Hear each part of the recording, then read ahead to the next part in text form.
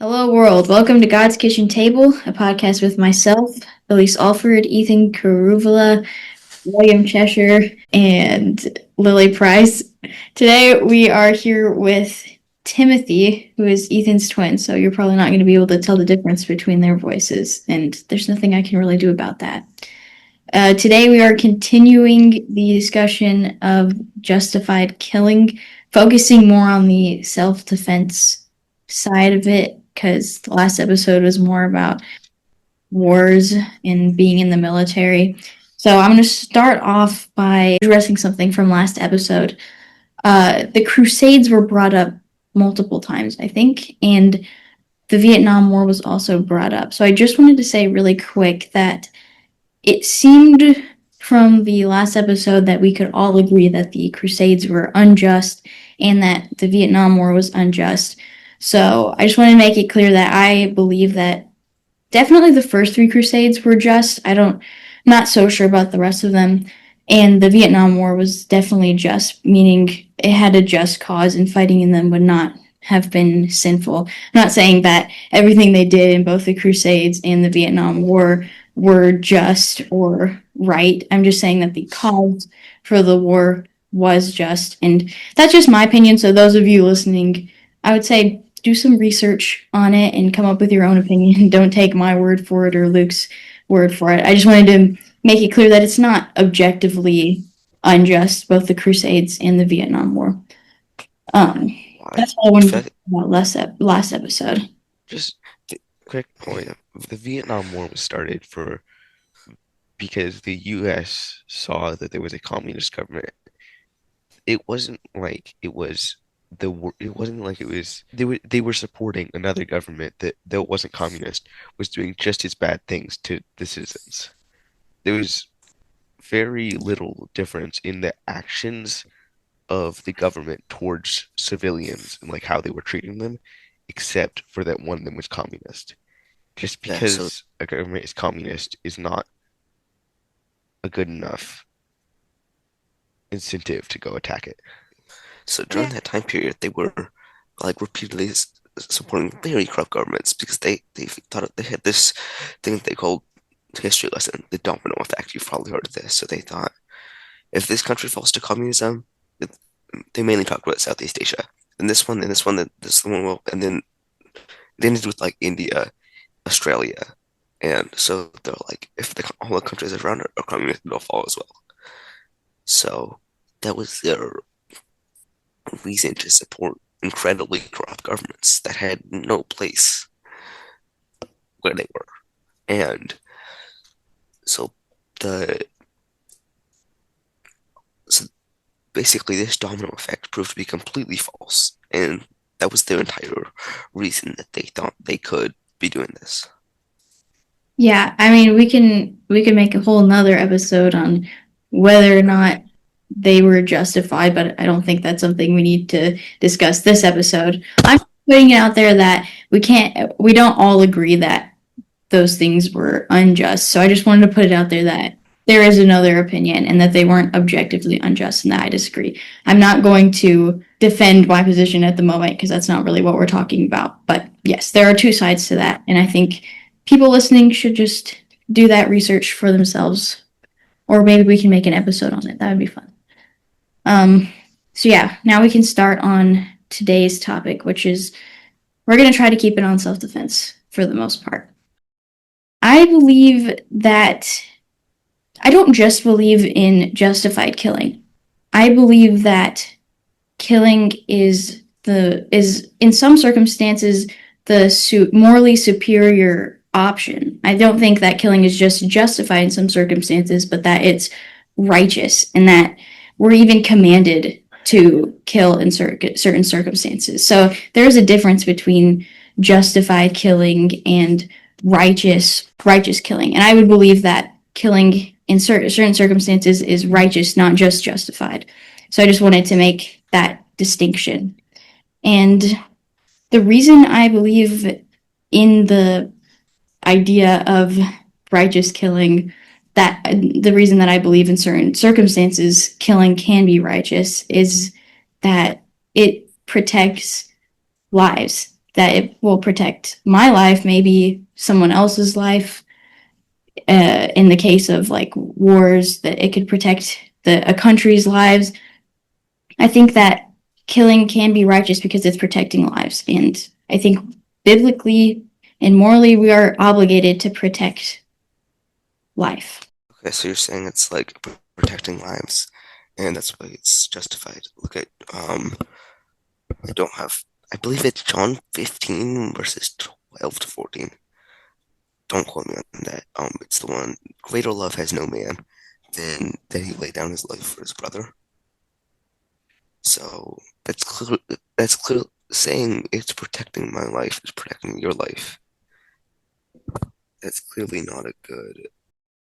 If the Bible says that the best thing you can like, you can't show love any better than by laying down your life for your brother, then it's not righteous. I mean, it's not like if that's the best possible, if that's the way you should be showing love, then doesn't that mean that it's not always the best option to use force to, or isn't it better to give up your own life than to save others, or than to shoot the killer?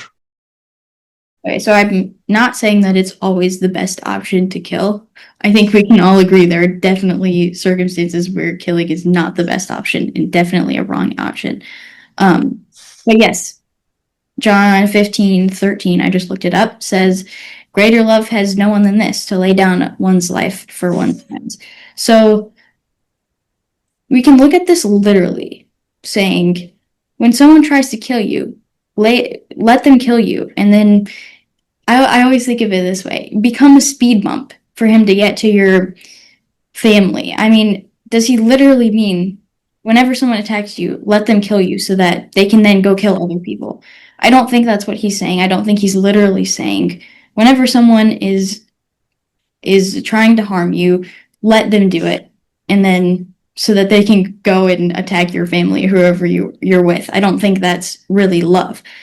I would look at it more of like a principle, maybe. I think our lives are our most prized possession. So if you're willing to give up your life, that means you're willing to sacrifice anything else. And that really shows love. I think Ephesians 5 also talks about a husband loving his wife by giving up his life for her. Like, oh, let me pull it up. Husbands, love your wives just as Christ loved the church and gave himself up for her.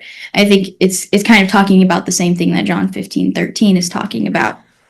Does it literally mean we should sacrifice our lives whenever someone comes to kill us? Is that really showing love to your wife or to your friends? No, I don't think so. I don't think becoming a speed bump is showing love.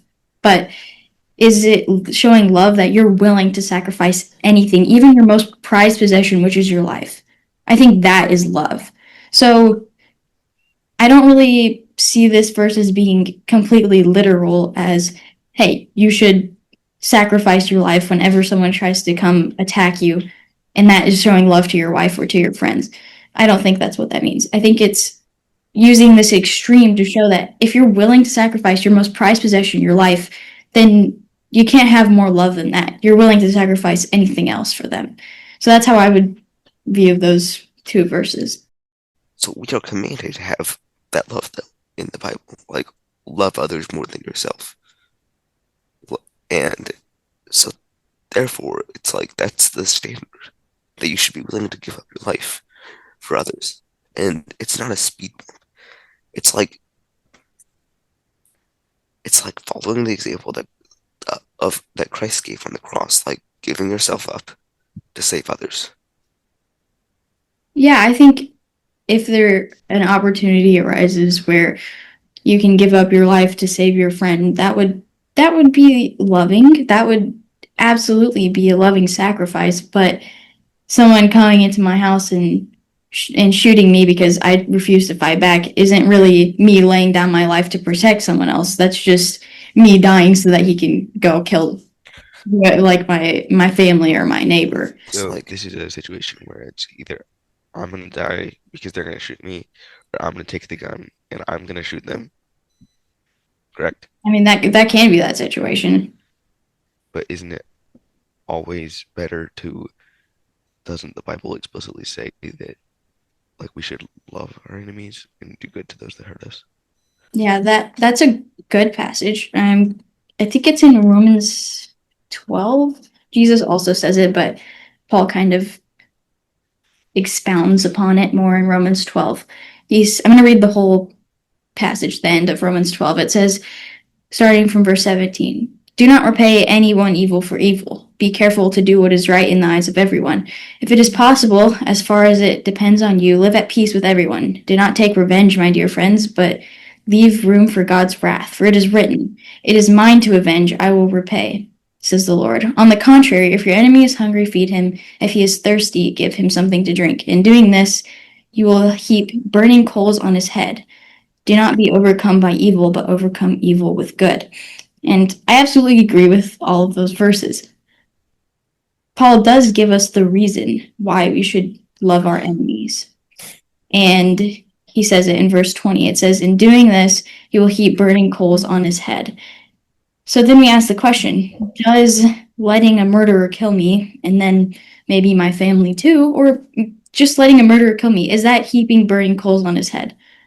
I don't think so. I don't think letting him kill me is going to make him feel bad.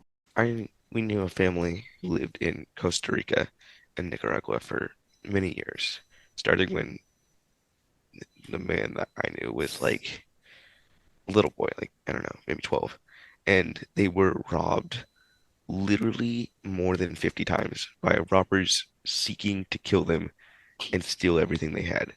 And never was one of them harmed. Instead, like there's some books about this, really amazing stories. They would pray for them, give them food to eat, give them like at least they wouldn't give them like the most valuable things they had, but they would try to give them some things that would satisfy them, and they would go on their way again. And there was literally times where these people heard stories of robbers who would not come up that hill because they had tried to rob them, and they saw angels over their house, like an angel with a sword protecting them. And then there were also multiple times where eventually, because of that witness, some of those violent men became Christians. I think that is a true example of loving an enemy more than us. If your enemy is hungry, feed him. If he is thirsty, give him a drink. For in doing so, you'll heap coals of fire on his head. It's not, it's not if you have an enemy and you think he's gonna kill you, and you don't think that he's gonna kill you, you should give him a drink. It says, if your enemy is hungry, feed him. If he is thirsty, give him a drink. That seems to be a pretty clear command to love them to me. And also on a more statistical side, like statistically, the chance that you will I don't have the numbers on this, sorry, but the chance that you'll be killed, if someone in an armed robbery, if you don't have a gun, it's actually more likely that you'll be killed if you have a gun. Just because, like, it escalates the situation. It's super dangerous. And they're gonna be more on edge, more likely to shoot the gun. If you don't have a gun and they're just coming in, they want to get $2,000, which that's a massive amount of money, or decent amount, like depending on who you're talking to. Anyhow, they're coming in. They want to steal your car or $2,000, whatever. They're not gonna shoot you unless you are making like violent, unless you are threatening them with a gun yourself. Like it's statistically very unlikely. So first to what Ethan was saying. Um, so yeah, that story is really cool, and I think it is very rare. I don't think that's going to happen every time I sit and pray that the person coming to attack me is going to see an angel with a sword above my house. I think we can both agree that that's not an everyday occurrence and that's not going to happen every time. It is a cool story, though. So back to the Romans 12 passage. We are supposed to love our enemies. What is love, though? Is love letting them kill me, letting them follow through on this evil act and then possibly letting them do it again to my family or to another person? Or is love saying the people around me, my life and my family's life and his potential victims' lives are more important. So I'm going to sacrifice this guy because I love those people. We really have to choose between lives. And to kind of to what Timothy was saying, the experts on self-defense, which would be probably the police and the military, I think those we can agree are experts on self-defense, say that as soon as someone approaches you with lethal force, you lose the option to use non-lethal force. That's why police officers have to use lethal force on people who have guns or a lethal weapon. It's because, I mean, there's a chance, yes, that you can still succeed using non-lethal force on someone who has a gun, but the experts say, and the law says for those particular people, that as soon as someone is using lethal violence, you lose the option to safely use non-lethal violence. So I think when we're talking about this, I'm talking about either my life or this person's life. Or in a case where there are more people there, either mine and my family's life or this other person's life. We have to choose between two. In a circumstance where it's just one life on the line, then I think we can agree that, yeah, you shouldn't kill that person. But we're talking about two lives. You have to sacrifice one. Either it's mine or that guy's life. You said earlier that like things like this were a very rare occurrence, but like if we have faith and believe that like God has the ability to make us survive if that's what he wants. And like you know the Jim Elliot story. They actually had guns with them. They did not shoot them. That was because of their personal convictions, which I believe were correct ones. There's countless stories like this. Some people that I know, some people that I don't know, who who did not fight back, and because of that, they survived. Many times gained even more. The people who chose to attack them ended up being converted. That's like the um, Jim Elliot story, where all of those men who killed them did end up becoming Christians. Like it's not, you can't just say, oh, that just happens every now and then. That's a very rare occurrence because if we believe in God and have faith, if He wants us to survive, He will make us survive. I've heard the Jim Elliot story, and I've heard lots of cool stories about like that, where the people didn't fight back and ended up being killed, and their sacrifice ended up reaching lots of people.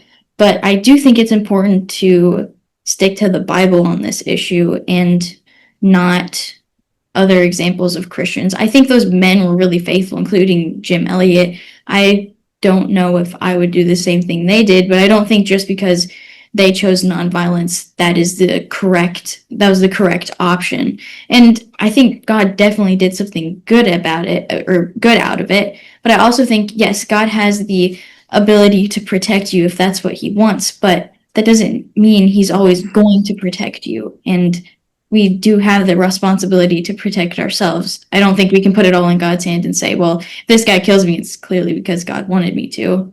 I don't think that's your position. I don't want to misrepresent you, but I don't think that's the best way to look at this, because we have the ability to make our own decisions, and our safety is in our own hands a large part. God can save us if he wants to. God can use our sacrifice in lots of great ways, but that doesn't mean we don't have the responsibility to protect ourselves. As Christians, our safety and our trust should be in God's hands. It is. As for us, who can be against us? Yeah, our trust is in his hands, but that doesn't mean bad things aren't going to happen to us and that we can't take steps to avoid that. For instance, I'm not going to drink dirty water because I think I'm going to say, oh, well, if God wants me to live, he's going to save me. I mean, bad things happen. We can get sick. We can get shot. It doesn't mean that God wanted that to happen. Things happen outside of his will all of the time. That that's kind of irrelevant because killing somebody is the destruction of a human life, and it means that that person will not be saved. It's casting somebody into hell essentially when you boil it down, because or at least making sure that they do not have a chance to be saved versus drinking dirty water is only endangering me. It's not endangering anybody else in the world. Yeah, that's not what I was comparing. I was just comparing how we are still, even with God's plan and with God's ability to save our lives, we're still in control of our own safety, and we're still responsible to keep ourselves alive. It's not like God's gonna run everything as soon as we follow him. Things happen outside of his will. People die who he didn't want to die. Just because I die doesn't mean that that was his plan or that was his desire. Killing someone is not Okay. casting them into hell. Killing someone does not Let me affect rephrase that. their, That was not a good way to phrase that. It's making it so they do not have another chance to be saved. well, I would I would argue that killing them doesn't affect their spiritual life almost at all. I mean, if it's either making you go to hell sooner rather than later, I'm not saying that they're not gonna ever, there's no chance that they would ever come to faith. It's happened. Yes, murderers, serial killers, all of those people have come to faith before. But I don't think that killing them is not giving them an opportunity or sending them to hell. I think it's making them meet Jesus faster, definitely, but it's not affecting their spiritual whatever, or how do you say, their eternal life really at all. Yeah, it's like it's making it so there's no chance that they can be saved. Of course, it's affecting their like eternity. That's So like the biggest effect you can have on that. yeah, so like I said before, it you have to choose between two lives. Now, if it was just between my life or this guy's life and nothing else was affected at all, then yeah, I would say kill me because that guy might have another chance. But it is not just my life and his life. Just my life, just thinking of it as my life and his life is way too small of a perspective.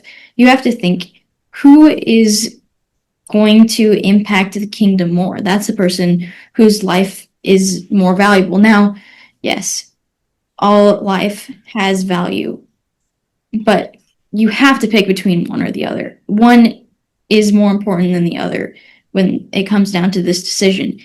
So I'm going to bring it back to the parable of the four soils in Mark 4, I think.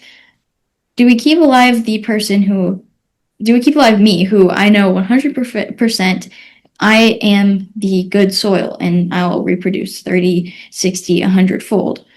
Or do we keep alive the guy who is most likely the seed that landed on the path, but there's a small chance he might be the good soil? You keep alive the good soil because they're going to impact the kingdom much more than that other person. The person who's going to impact the kingdom much more is also the one who's going to go to heaven. And so if you shoot the other person, they are damned for eternity to hell. And like that's so by shooting them, they no longer have a chance to be saved. But they had chances before that. So But is not the reason they're going to hell. They're going to hell but for sins. it's not our job to make sure they don't have any more chances. That's completely outside of humanity's role. That's God, not us. I believe it is our role. I think we are required to, I mean, you might think it's selfish, but I don't think it will be if we're thinking, hey, what is God's will? God's will is that as many people as possible hear the gospel and are saved. So is my life going to live according to God's will, or is that guy's life going to live according to God's will? We have to choose between two. it's God's job to judge them, not ours. And it's God's job to say, like, it's not our role to be saying they've had this many chances and they haven't taken them, therefore they don't get any more chances. That's But we're judging them, which is something that is clearly stated is God's job. but we are for whether or not it's God's job is not really relevant because we're forced to make that decision. We're forced to make the decision of whether or not they can have more chances. When we're in that situation, when I have to choose between my life and that guy's life, I'm forced to make that decision. I don't want to make that decision, but you don't have the option to not make the decision. You have to choose, does this person get more chances and do I die, or do we do what is going to impact eternally impact the kingdom and kill that person? I think we should back this up a little bit because here's the thing. When somebody breaks into your house and let's say they're threatening to kill you, that does not mean automatically, it's not 100% a choice between my life and their life. Like I've said, the the story that I was talking about, the guy in Costa Rica, they there were people who were threatening to kill them. You could say that that was a my life or their life situation, but both parties went out unscathed because that was like God's choice, and they did not shoot them. Instead, offered them they heaped coals of fire on their heads instead of fighting back. So if you want to go back to the heaping coals of fire on their heads, I would like to ask you, how is your position of we should let this person kill me if it means saving their lives? How is your position loving to them? Because you're letting this person do something sinful. You're letting them kill you. You're letting them kill maybe you and other people who are likely to impact the kingdom, who are the good soil. I mean, I know I am, so I know that he would be killing the good soil. I don't know about the other people, but you're letting this person do the sinful act and very, very likely still go to hell because of it. There's a chance that he ends up being the good soil and he ends up being the apostle Paul, but it's very small. So Yeah, how's your so position loving and how's your position dumping coals on their heads? I have no Loving choice because whether or not somebody sins. I cannot change whether or not they kill me, or like whether or not they sin by killing me, or they sin by killing the person down the street. That's not something I can control. But I'm keeping coals of fire on their head by making sure that they do get another chance and that they do survive this. I'm saving their life by this, So we're saving their eternal life. we're called to love our enemies, but we're also called to love our neighbors. So we're called to love everyone pretty much. So what is more loving? Is it more loving to let this guy kill multiple people, which means not giving those people that you could potentially, we do have to talk in hypotheticals. So he's killing you, he is killing maybe your family, and he's not giving these people that you were going to share with the chance to hear the gospel. So he's not just affecting you and not even just your family, he's affecting all of the people that you are going to share the gospel with. so Those people you're required to love as well, and their souls are much more important than their earthly lives. So we're talking about his soul or all of their souls. Which is more loving? Is it loving to them to let him stay alive and kill you and your family and take away the opportunity for all of those people who would have heard the gospel through you? like you don't know that he's gonna go kill four people down the street. That's something that you're assuming. That's a false dichotomy. There's no guarantee that they're gonna go kill someone else. That's something that you're assuming. When he kills me, he is taking away the opportunity for all of those people who are going to hear the gospel through me. That's what I'm talking about. Did I say the Okay, other people that he would kill? I didn't mean to say that. I don't know for sure if he's going to kill again. I mean, repeat offense, especially in violent crimes, is super common. So, I mean, it wouldn't be a wild assumption to say that he might kill other people, but like you said, that's not really relevant. What's relevant is when he kills me, he takes away the opportunity, all of those people who are going to hear the gospel through me.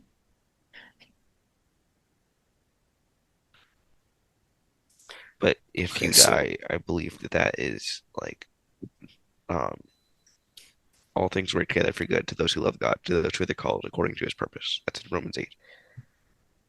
That is working together for good for some reason. I have no idea how. I can't I can't tell you that, but if Jim Elliot had said, "Well, I'm gonna make it so if I kill them, I'll be able to evangelize to more people," and had shot those people with the gun that he did have, he was that's an example. Maybe they didn't see it at the time, but because of his story, hundreds of people have been impacted, or thousands of people have been impacted. Hundreds of people have probably hundreds. There's no number on this, obviously, have been brought to Christianity because of his story. That's an example where he could have, there's no way that in his lifetime he would ever have reached those hundreds of people. Because of his death, he was able to. Yeah, I think he absolutely could use my death for the good of the kingdom. I absolutely agree. He could do that. I could use your argument for myself too. He could use me killing this guy to further the kingdom. I think he definitely would because I'm still alive and can share the gospel with all of these people. So he can use either for his good. And I believe, yeah, if I get killed, he can use that for good. If I kill this other person, he can use that for good. I absolutely agree.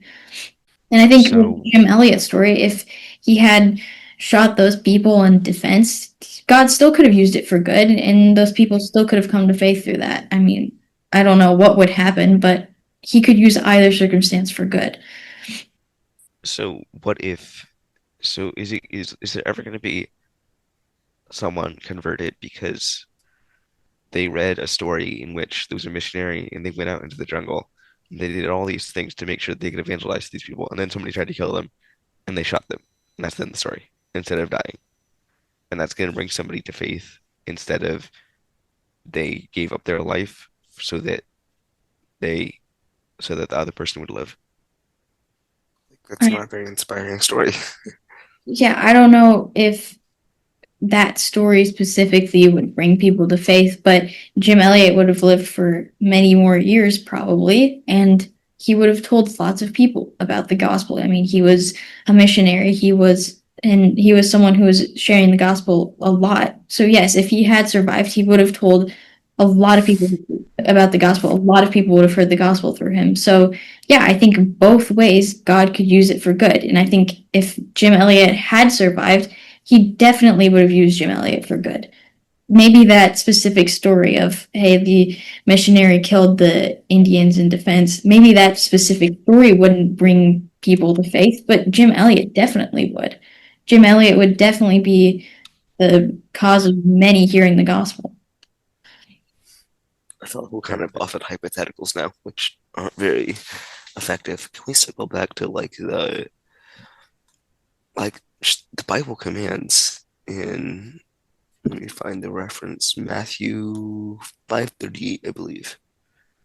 It talks about like how I command you, do not, like it's the eye for an eye and tooth for a tooth verse. Like overturning that. Um, it says, "You have heard that it has been said, an eye for an eye and tooth for a tooth. But I say to you, that ye resist not evil, but whosoever shall smite thee on the right cheek, turn to him the other also. And if any man shall sue thee at the law and take away thy coat, let him have thy cloak also. And whosoever shall compel thee to go a mile, go with him twain. Give to him that asketh thee, and from him that would borrow of thee, turn that not that way." So, and then right after that is the thou shalt love thy neighbor and hate that. Like you've heard them say, "Thou shalt love thy neighbor, hate thy enemy." But I say to you, love your enemies, bless them, and curse you, do good to them that hate you, and pray for them, which despitefully use you and persecute you. So like with this, it's saying, resist not evil. Like if there's a murderer in that door right here, and I have a gun beside me, shooting him is resisting evil. It's like I don't see how you can argue that is not resisting evil. So you said by saying you've heard it said, eye for an eye and tooth for a tooth, but I tell you, you said that's him overturning that verse. I disagree because right above it, it says, you've heard it said, you shall not murder, but I tell you, and then he says that anyone who's angry with the brother or sister will be subject to judgment. Then right after that, he says, you've heard it said, you shall not commit adultery, but I tell you that anyone who looks at a woman lustfully has already committed adultery with her in his heart. I don't think it's overturning that verse. He's making it harder to follow, but he's not saying, hey, that doesn't, you can go commit adultery, but don't look at this woman lustfully with, because that means you've committed adultery with her in your heart. He's not overturning the you shall not commit adultery with his, he's not overturning you shall not commit adultery and saying that it's okay now. Yeah, sorry, overturning was the wrong word. I meant by that I meant like he's more like adding to it. And so if he's adding, don't resist evil, and you shoot a murderer in the door, that's resisting evil. Like it says, but I say unto you that you resist not evil, but whoever else might in the right cheek, turn to him the other also. Like that obviously means resist not evil.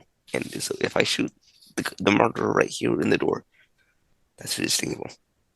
Yeah, so he explains what he means by do not resist an evil person in the next few verses. If anyone slaps you on the right cheek, turn to them the other cheek also. And if anyone wants to sue you and take your shirt, hand over your cloak as well. If anyone forces you to go 1 mile, go with them 2 miles. Give to the one who asks you, and do not turn away from the one who wants to borrow from you. So he tells you. And when it says when he slaps you on the right cheek, turn the other cheek, I don't think he's talking about someone attacking you because a slap on the cheek was more of an insult rather than an assault at the time. And then he talks about suing and forcing you to walk a mile and then asking to borrow from you. So Mia kind of said the similar thing last episode. Is it saying literally whenever someone slaps you, turn your other cheek and let them slap you? Every time someone wants to sue you, give them your coat also. Every time someone forces you to walk a mile, go with them 2 miles. Every time someone wants to borrow from you, give it to them. I don't think that's what he's literally saying. I think it's more of a principle. And can we agree on that? That he's not literally saying just whenever someone slaps you on the cheek, turn the cheek. He's talking about something broader than that. It's a principle, but we follow principles to Yeah. do like maybe not if somebody sues me for $6 million. No, I don't need to pay them $12 million or whatever.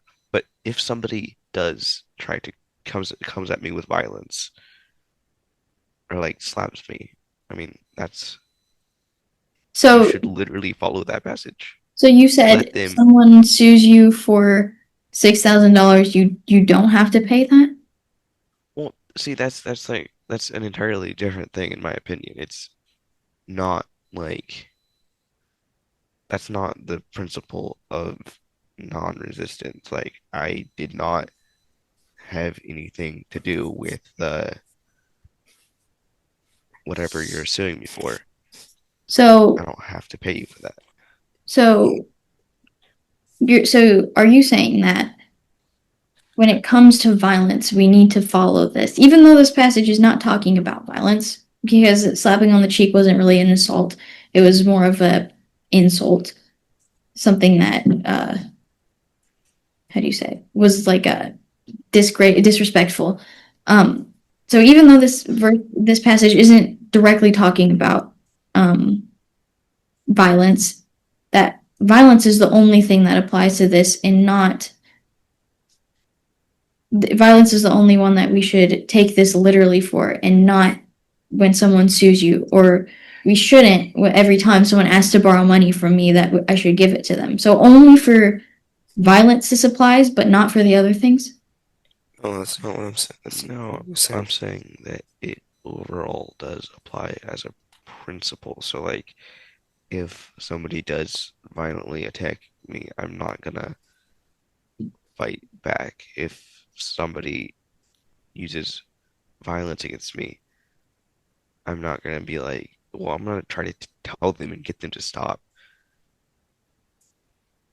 But as a Yeah, principle, we should follow, like, if someone is being violent, like, if someone is trying to get us to do something or doing something to us that we don't want them to do, we should suffer that rather than fight back against them. and like the the principle, it's saying like go above and beyond what is expected for a 40 to 42. But like 41 is saying, or sorry, 39 is saying something slightly different, like resist not evil, and whoever hits you, let them hit you again. And it's the principle of like instead of hitting them back, it's the principle of not retaliating and then them hit you again. Like they're not like going above and beyond is expected. And like you're still not answering that ye resist not evil.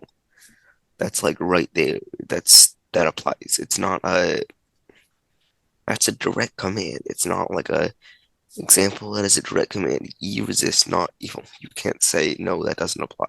It applies. Yeah. So he tells you he gives you examples of what he means by do not resist an evil person in the verses below. And I think we can all agree. Yes, it's a principle.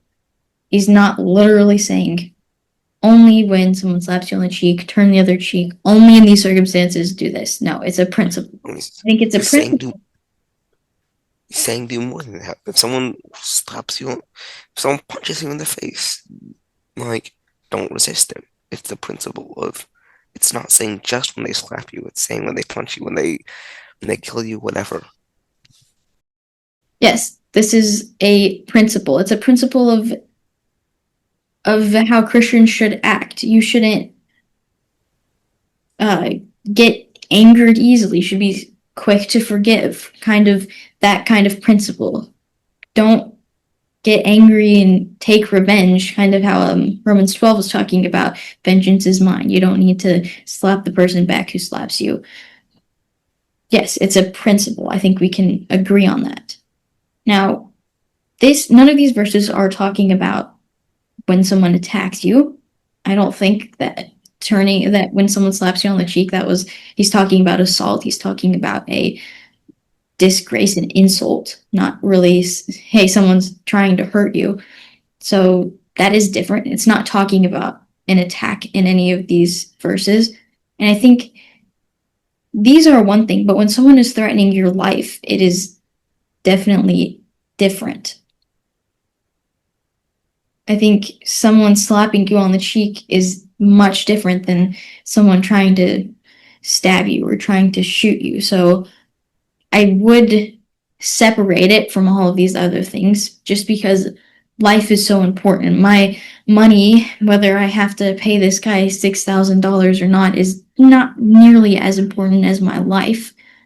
And yes, do not resist an evil person. I don't think he's saying in every single circumstance, let this evil person do what he wants to you. I think, yeah, I think we should resist an evil person to some extent.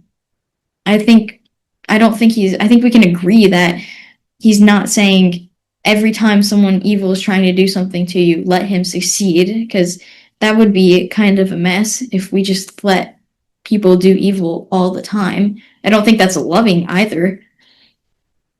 So, I mean, that's how I see this. I don't see it as, hey, in every single circumstance, this is what you should do. I see it more as a principle, maybe a rule of thumb. This is the way Christians should act. People should see you as someone who is really quick to forgive, someone who doesn't get angry about every little insult or every time someone asks to borrow something from you, someone who's forgiving. Sorry, I already said that. Um, So yeah, more of a principle than rather every single time someone's trying to do something evil to you, don't resist them. Let them do it. That's how I would see this first. But like it still says, how do I explain this? You can't say like it. Yes, it's a principle, but that principle applies to when there's someone with a gun in your house. Like it always applies.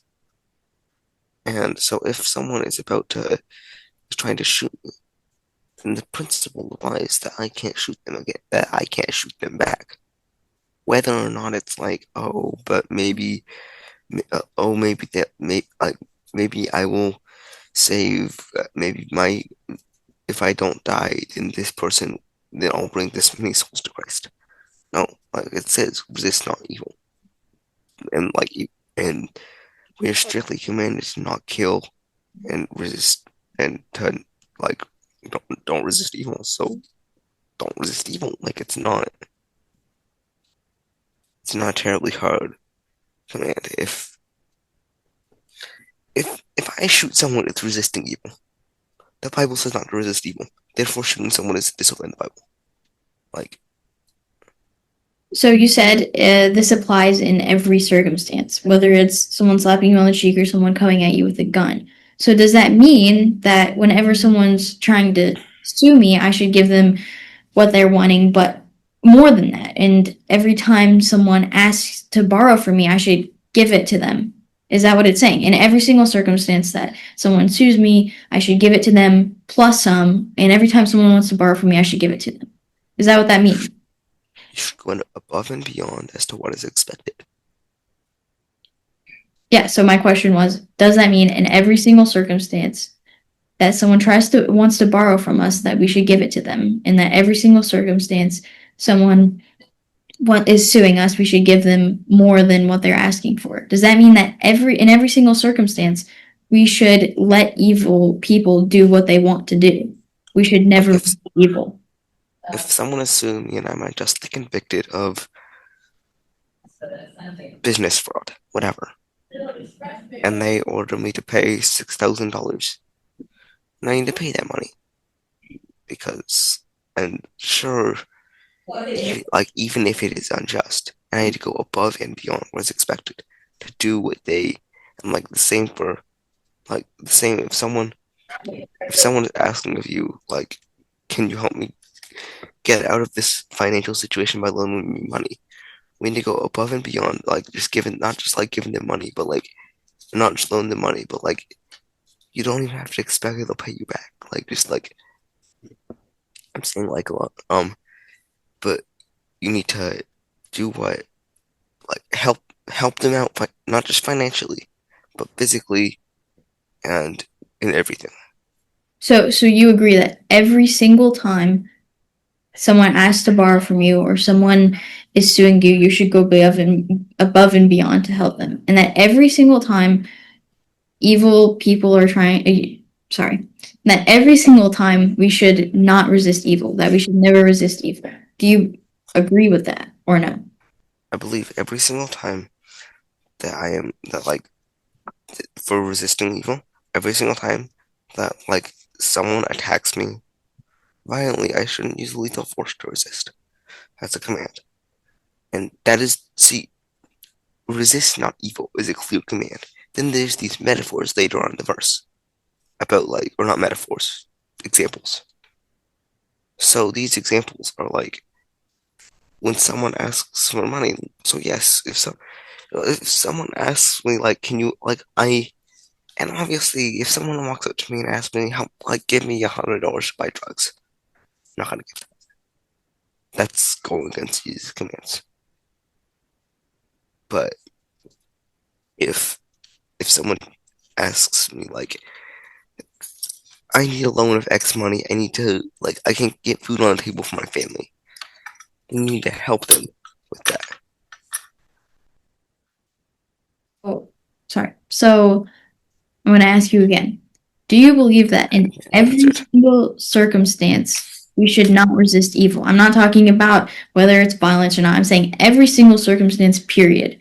Should we not resist evil? Or are there some circumstances where we should resist evil?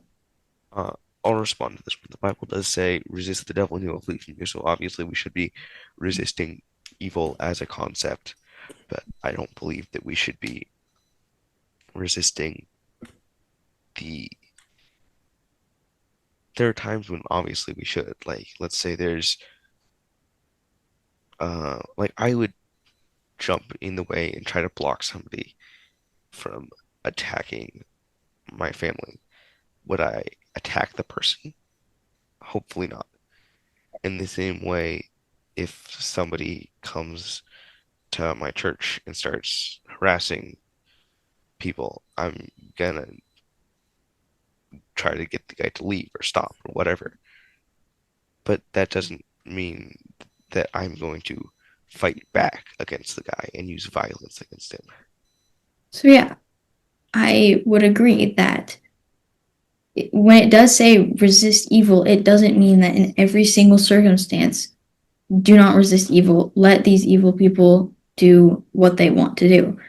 I think, can we agree that he's not saying in every single circumstance, let people do the evil things they want to do? Yeah, like as I said, I am going to try to get someone to stop if they are attacking So I'm not someone in going to my use lethal family. force Doesn't mean I'm going to attack them. or a gun So or I will anything passively like that. So try that's to get what them I'm stopped, saying. not I'm act. saying that while this is a principle, it's not applying to every single circumstances. Like Timothy said, I'm not gonna give $100 to someone because they want to go buy drugs.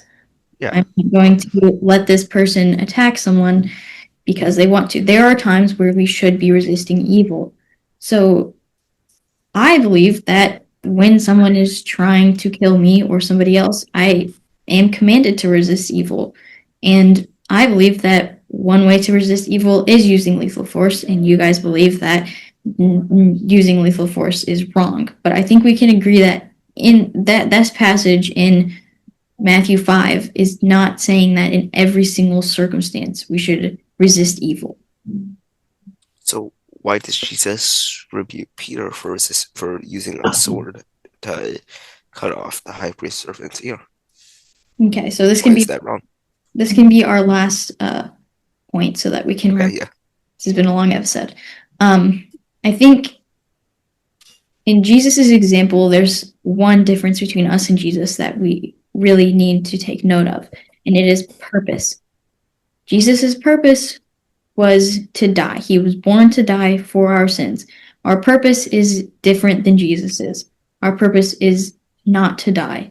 Our purpose is to fulfill the Great Commission, to follow Jesus and his commands. Our purpose is not to go die on a cross for other people's sins. We'd have a different purpose than Jesus. And that's why I think that we don't really have to follow Jesus's example of nonviolence, because he had to let those people kill him. He could definitely resist. Like he said, he could call down legions of angels to come save him, but he didn't because he had to die. We don't have to die, so we can defend ourselves. So our purpose is to love as Jesus loved. That's that's summed up. It's like all the first commandment, like love, like about loving. Like this is the first commandment that you shall. All the commandments about love your neighbor as yourself. Love, love, love, and love as Jesus loved. Like imitate him. So if Jesus is rebuking his servants and his disciples for using force, then I shouldn't be using force either. But I think we have a very good reason not to follow that specific example. I mean, we don't follow all of Jesus' examples. We don't follow Jesus' example of accepting worship. We don't follow Jesus' example of sacrificing himself on a cross. They're not That's all Jesus' examples were required to follow. I mean, he was God. He was different than us. He had a different purpose. And I think his example of nonviolence is not one that we are required to follow, because he had to die. He had to sacrifice himself. We are not supposed to sacrifice ourselves because we're not dying for anybody's sins. And I don't think our purpose is exactly to love. I mean, I guess you could put it that way if bringing people to Jesus is loving. So in a way our Yeah. purpose is to love, but our purpose is to follow God's commands and fulfill the Great Commission, essentially. I mean, that's his last command before he leaves, and that's our life's purpose, to tell other people about him. And that is loving. And I think it goes back to our definition of love, is letting these people continue in sin, love, or is killing them so that you can show love to other people, more loving. It kind of goes back to that. Jesus is like the example. And obviously not like about like worshiping Jesus, because Jesus was he's the Son of God. And so we need to follow like we need to follow Jesus' examples in his day-to-day actions, like by not being violent. He he time and time again he could have used violence to fulfill to to free himself, whatever. He didn't. He need to follow that example. Like I don't know how. Yeah, Yeah, you said it's different because worshiping has to do with Jesus being God, or you said Jesus being the Son of Man. But I think I can't really remember the worship. response, but in I can't remember where it is. I think Philippians maybe. It talks about how the Son of Man, one part of the quality of being the Son of Man was that he came to sacrifice himself. So I think being the Son of Man and him not resisting death is like a quality of him being the Son of Man. So it's still the same as him being worshipped. And I don't think it's something we have to follow. And I said why? Because we don't have the same purpose as Jesus. We're not here to die. We're not here to sacrifice our lives. We should be willing to sacrifice our lives. Yeah, I think we should be willing to sacrifice our lives, but not that we should sacrifice our lives carelessly. I mean, I think when you have the opportunity to defend yourself, that you should, and that it's the right thing to do. And when you have the opportunity to defend someone else, you should, because that's the right thing to do. So If you have to why? sacrifice your life for the good of someone else, then I think, yeah, you should be willing, or you should be willing to do something that's threatening to your life, that's for Jesus. I think that's definitely, we should definitely be willing to sacrifice them, but not willing to sacrifice them for a not very good reason. So why is it not that's a quality that Jesus being the Son of God, and why is that something that doesn't apply to us? Because we have different purposes.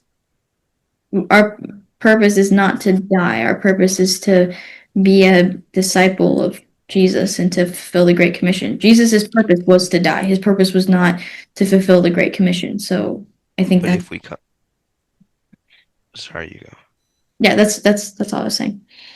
But if we come to a situation where we do have the choice of dying or killing somebody else, the person who knows that they're going to go to heaven, I believe, like you, should be the one that prefers to die rather than kill. Absolutely, if it was just my life and his life at stake, but there is automatically so much more at stake. It's my potential fruit at stake and his potential fruit and his life. So it's not just my soul and his soul. If it was, then yeah, absolutely kill me. I know I'm going to heaven. He could have another chance. But it's not just that. It's all of the people that would hear the gospel through me that are also being affected. And when I kill him, it's all of the people that could be affected by him, whether it's him hearing the gospel through him or whether it's being killed by him because he's a murderer. I mean, it's not just between me and him, it's between potential fruit as well. And so I think that'll just be how I wrap up, because I think we need to wrap up this episode. You can say whatever. Yeah.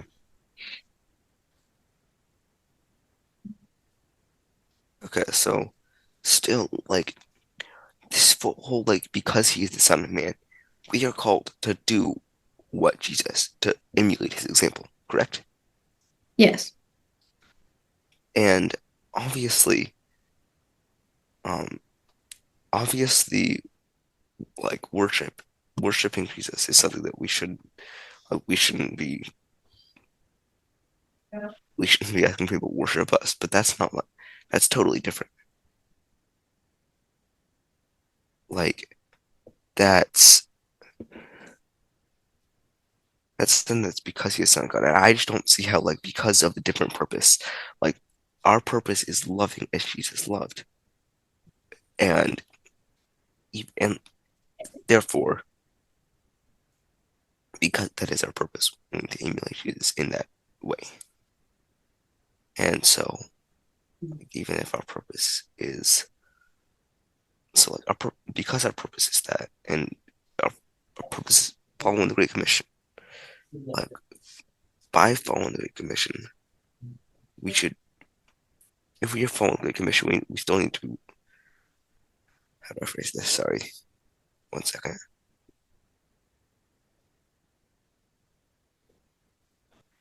Like, we need to be willing to sacrifice ourselves with our, we need to be willing to value others more than ourselves because of what our purpose is. Like, and we could argue like, oh, your purpose is this over this, but even still, with all those purposes, we are still commanded to put others over ourselves, and that is like, so by putting others over ourselves, we need to be, nonviolence is like, that's the, and letting others kill you is the supreme example of putting someone else over you. Yeah, and so just to end, I will try my best to summarize both sides because I think that's a good way to end. Um, I believe that it's more loving to all of those involved, me and my fruit, to kill this person who's trying to attack me. And I think that even biblically, we are justified in killing in self defense. Not just justified, but even commanded to. And your position would be that because of verses like Matthew 5 chapters, I don't know what verses you use, because of Matthew 5 and Romans 12, that we're required to love this person who is attacking us so much so that we sacrifice our lives so that he can live. Is So, that accurate? um, so sort of, yeah. So, what is your being commanded to kill? I just don't see that anywhere. I don't see how you back that up. I think the Great Commission, our command to be a witness to others, is a command to, I mean, sustain ourselves and do that to the best of our ability. And that Like, killing that person, it's not a direct command from the Bible, but killing that person is making it so that more people can hear the gospel. And I think our command is to make sure that other people hear the gospel. And by killing this person who's attacking me instead of sacrificing my life, more people are going to hear the gospel. So I think not necessarily, indirectly that's a command, but not necessarily. Like, if X person is a missionary and they go kill my friend, I'm not gonna listen to them. Like, no matter what, they're not gonna convince me because they just, like, or it's very unlikely because they just went and killed my friend. It's kind of hard to listen to that at that point. well, So you could have a, like, saying you will, like, your effect will be greater by killing them versus them, you letting them kill you. It's just like kind of a false dichotomy because you don't know that. You can't say that for certain. It could be the other way around. yeah, you can't say it for certain, but it is likely, and you kind of have to weigh the risk. There's a chance. There's absolutely a chance that that person ends up sharing the gospel with more people than I ever could, but it is unlikely. So you choose either the person you know for sure will reproduce or the person you think might reproduce, but there's a good chance he won't. And I think the more logical solution and or choice and the one that will impact the kingdom more is to choose the person who you know for sure will produce more fruit and that would be my We life. we kind of talked about that, but it's not our job to make that choice. That's God's. Like, so we need to like God on that, not us. But we have to make the choice. When you're in a situation between my life and that guy's life, you have to make the choice. You don't have the option to not make the choice. You have to choose either to retaliate or not to, which means you're choosing my life or that guy's life. You don't have the option It's not to make the choice because you're in that situation. it's it's not like this clear cut. Like either it's my life or theirs. When you are in a situation where they have a gun and you don't, way less likely you'll be killed they have a gun and you do as well. It's way, way, way less likely. You can look this up. I'm not making this up because it escalates situation. So that yeah. So if I am in a situation like this, I'm not gonna like God. I feel like we're being commanded to not have like the methods of lethal force like guns around. Like I'm not gonna buy one of those because of this. I'm not gonna go buy a gun because of this. So therefore, if I'm in a situation where there's an armed robber, like God is commanding, I feel like God is commanding me to not retaliate because and not judge, oh, it's me versus them because it's not even always me versus them. And like that's God's place, not ours. That's all I have to say. I think we can go in circles about certain situations where pulling out a gun would be a better idea or worse idea, and I don't think that's going to get us anywhere. I My belief is that there are situations where we are justified in killing. I don't know the details of each and every circumstance to tell you, hey, this is right, this is wrong.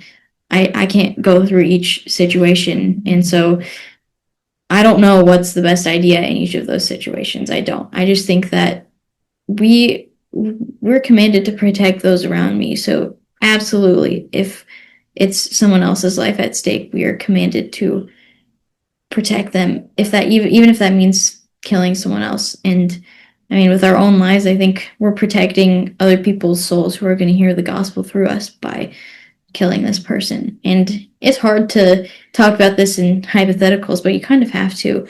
And so, yeah, that's my opinion. And we've talked about this a lot, so I think we can go on to the fun questions. We just have one today because this has been a very long episode. Sure. If you could choose any one superpower, what superpower would you pick? I feel like a practical one would be like mind reading because you can use that. You can use that. Maybe like the ability to turn it on and off because I don't think I would want to read minds all the time, but the ability to read minds I think would be very practical. Um, Remember the scene in Dawn Treader where Lucy is looking at the book and she can see what other people think about her? I'm guessing you're talking about the book and not the movie because I haven't read the The book. book. Oh, There's a the scene one. where she is reading this book at the Duffelpud Castle with the magician, and she can read. She sees all the things that people think about her, and it's just like horrifying and devastating to her. That's probably who it'd be if you could read minds. Like you might not like it after about 10 minutes of doing it. Yeah, that's why I'd want to be able to turn it on and off. Like there are some circumstances, or probably a lot of circumstances I wouldn't want to read people's minds, but it would be very useful in some circumstances. It'd be very useful in becoming a criminal mastermind. Not that. Guys, And I Probably. had, out there though than reading minds, but less practical. if I could choose one, it'd probably be the ability to like a photo, what do you call it? I'm thinking photogenic. That's not the word that I'm looking Photographic for. memory. photographic memory. Photographic memory. Ethan just wants a superpower to be photogenic. Oh, Photographic memory is like anything that you see, you can memorize and like learn languages in days instead of years and that kind of a thing. that would be cool. Yeah, probably that as well. I'm really bad at these questions, so the only superpower that comes to my mind is like flying and all the normal ones. Yeah, Flying would be great. and well, sometimes it'd be great, and there are times when it would not. Yeah, you want to be able to turn that one off too. Anyways, I think it's time to wrap up this episode. That's all for this week. Tune in next week for our next episode, and I hope you all have a great day.